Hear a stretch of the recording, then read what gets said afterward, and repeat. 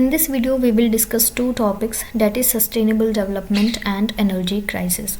Sustainable development से start करते हैं। सस्टेनेबल डेवलपमेंट एक ऐसी अप्रोच है जिससे ग्रोथ और प्रोग्रेस इस तरीके से की जाए कि हमारी प्रेजेंट की नीड जो है उनको भी फुलफ़िल किया जा सके, साथ ही जो फ्यूचर जनरेशन है उनकी नीड्स के साथ भी कॉम्प्रोमाइज़ ना हो।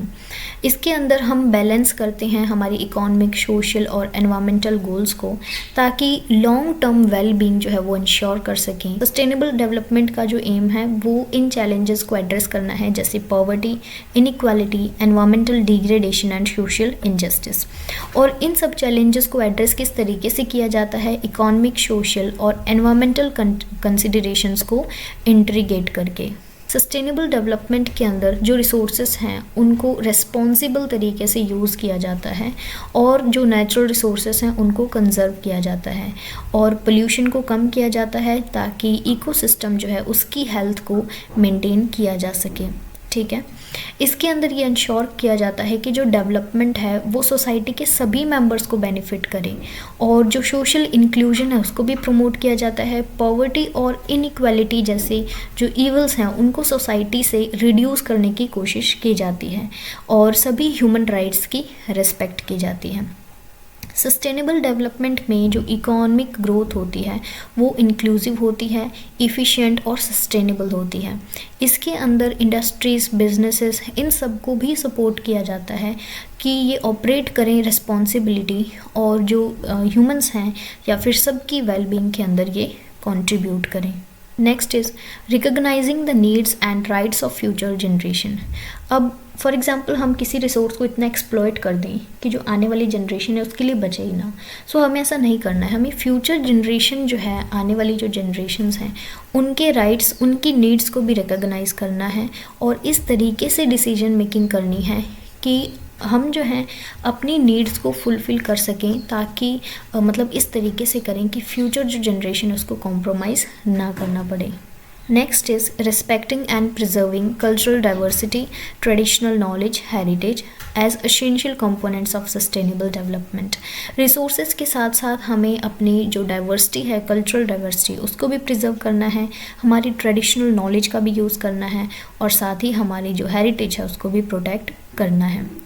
Involving communities, stakeholders and citizens in decision making process to ensure that development initiatives align with their needs and aspirations. हमें community, stakeholder, citizens को इन सबको भी decision making process के अंदर लाना होगा और ये ensure करना होगा कि इनकी जो needs हैं, aspirations हैं, उसको जो है हम डेवलपमेंट के साथ क्या कर सकें, अलाइन कर सकें डेवलपमेंट इनिशिएटिव्स के साथ। ठीक है, नेक्स्ट टॉपिक है energy crisis. Energy crisis refer करते हैं एक ऐसी सिचुएशन जहाँ पे जो एनर्जी है, एनर्जी रिसोर्सेज जो हैं उनकी अवेलेबिलिटी कम हो जाए और डिमांड जो है वो इंक्रीज़ हो जाए। और ये जो इम्बैलेंस है, एनर्जी सप्लाई तो कम हो गई और डिमांड ज़्यादा हो गई, तो इसकी वजह से काफ़ी सारी प्रॉब्लम्स आएंगी। इकोनॉमिक इंस्टेबिलिटी काफ़ी ज़्यादा होगी, सोशल डिसरप्शंस और एनवायरमेंटल कंसर्न। ठीक है, इसी को एनर्जी क्राइसिस बोलते हैं। एनर्जी क्राइसिस कई सारी फॉर्म्स में हो सकते हैं और हम इनको कैटेगराइज भी कर सकते हैं कई सारे फैक्टर्स के थ्रू जो कंट्रीब्यूट करते हैं इनकी शॉर्टेज और इनएडिक्वेट एक्सेस टू एनर्जी के अंदर। अब हम कुछ फैक्टर्स देखेंगे जो एनर्जी क्राइसिस के अंदर कंट्रीब्यूट करते हैं। First is rapid increase in energy demand. अचानक से एनर्जी की डिमांड बढ़ जाना, क्योंकि पॉपुलेशन ग्रोथ हो रही है, इंडस्ट्रियलाइजेशन, इकोनॉमिक डेवलपमेंट और काफ़ी जितना भी इतना सारा डेवलपमेंट हो रहा है, तो एनर्जी रिसोर्सेज की जो सप्लाई है वो उसको फुलफ़िल नहीं कर पाती। ठीक है, Next is political instability and conflicts in major energy producing areas can disrupt the production and transportation of energy resources, leading to shortages on the global market. देखो, पॉलिटिकल इंस्टेबिलिटी का एक बहुत अच्छा एग्जाम्पल अभी रिसेंटली यूक्रेन और जो Russia का war था, ठीक है, उससे हम ले सकते हैं। सो फॉर एग्ज़ाम्पल कोई ऐसा रीजन है जिसके अंदर एनर्जी का प्रोडक्शन काफ़ी अच्छा हो रहा है और वो डिफरेंट रीजन्स के अंदर या कंट्रीज़ के अंदर वो सप्लाई कर रहे हैं अपनी एनर्जी को। ठीक है, फॉर एग्ज़ाम्पल कोई इस टाइप का कॉन्फ्लिक्ट हुआ कि उस रीजन ने जो है अपनी जितनी भी सप्लाई थी उसको रोक दिया और एनर्जी रिसोर्सेज को जो ट्रांसपोर्ट करते थे उसको रोक दिया, तो इसकी वजह से पूरे मार्केट के अंदर क्या होगी, शॉर्टेज हो जाएगी। ठीक है। सो एक कारण ये हो गया। नेचुरल डिज़ास्टर्स जो हैं वो भी कई बार हमारे एनर्जी इंफ्रास्ट्रक्चर फॉर एग्जांपल चाहे कोई डैम वगैरह है, ठीक है, जिससे जो इलेक्ट्रिसिटी है उसका जो है प्रोडक्शन हो रहा है, सो अर्थक्वेक की वजह से या फ्लड आने की वजह से वो डैम टूट जाए, वो इंफ्रास्ट्रक्चर ही टूट जाए, सो उसकी वजह से प्रोडक्शन नहीं होगा तो डिस्ट्रीब्यूशन नहीं होगा और उस एनर्जी की सप्लाई भी नहीं होगी।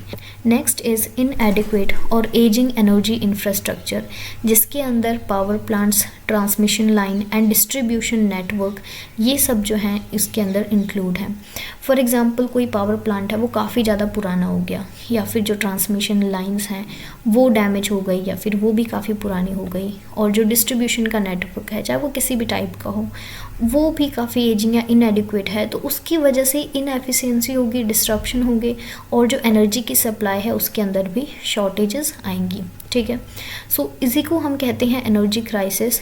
एनर्जी तो काफ़ी ज़्यादा इंपॉर्टेंट है, आजकल कितना इंडस्ट्रियलाइजेशन हो रहा है, इकोनॉमिक ग्रोथ हो रही है, सो इंडस्ट्रीज़ का उसमें मेजर रोल है। अगर इंडस्ट्रीज़ के अंदर सप्लाई ही नहीं जाएगी, प्रोडक्शन ही नहीं होगा, डिमांड इंक्रीज़ हो रही है, ठीक है, और उतना जो है एनर्जी की जो सर्विस है वो प्रोवाइड नहीं की जा रही है, सो ये एक टाइप का एनर्जी क्राइसिस ही होगा, ठीक है। और पॉलिटिकली तो ये काफ़ी ज़्यादा इंपॉर्टेंट है, इसीलिए तो जो कंट्रीज़ हैं वो एक दूसरे के साथ अच्छे से जो है अपने संबंध वगैरह बनाकर रखते हैं, क्योंकि हर एक कंट्री इतनी ज़्यादा सेल्फ सफिशिएंट नहीं है कि वो अपनी सारी नीड्स को खुद ही फुलफ़िल कर सकें। So this was all about energy crisis and sustainable development. इस पूरी यूनिट के अंदर ये दो टॉपिक के अलावा conservation of biodiversity, importance of biodiversity and it's conservation, ये जो टॉपिक्स हैं ये सब एक यूनिट का पार्ट हैं। सो इसको हमने 1-2 वीडियोज़ के अंदर कवर किया है। So thank you so much videos को देखने के लिए, एंड आपको कमेंट्स में ज़रूर बताना कि आपको वीडियो कैसी लगी और चैनल को सब्सक्राइब कर लेना।